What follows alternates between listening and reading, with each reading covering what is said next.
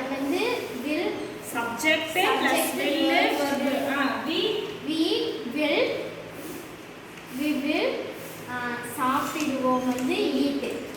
இதுல எது சப்ஜெக்ட் எது verb? we வந்து subject miss, eat வந்து verb miss.